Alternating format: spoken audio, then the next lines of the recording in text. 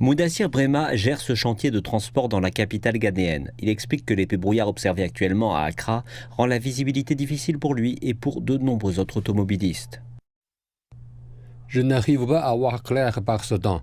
Quand je conduis durant la journée, je dois utiliser mes phares anti-brouillard. Et même avec cela, il est très difficile de voir la route. Le Ghana connaît chaque année, entre novembre et février, la saison sèche nommée Harmattan. Elle apporte une baisse de l'humidité, mais les alizés caractéristiques du désert du Sahara transportent d'énormes quantités de poussière. Chaque année, nous avons ces situations où la poussière vient en suspension et affecte la visibilité de manière drastique. Certaines zones font état d'une visibilité réduite de 500 mètres, d'autres d'environ 200 mètres. Cela suffit pour dire que la qualité de l'air n'est pas bonne. Les niveaux de qualité de l'air au Ghana sont mauvais depuis décembre, selon l'Agence de protection de l'environnement. Certains hôpitaux d'Accra enregistrent une augmentation des cas de maladies respiratoires.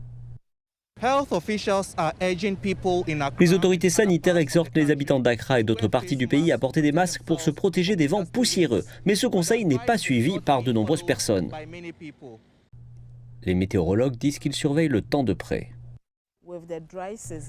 Avec la saison sèche, nous allons progressivement nous en éloigner et nous aurons une autre saison qui arrivera et c'est la saison chaude, avec des températures élevées pendant la journée et des températures chaudes pendant la nuit.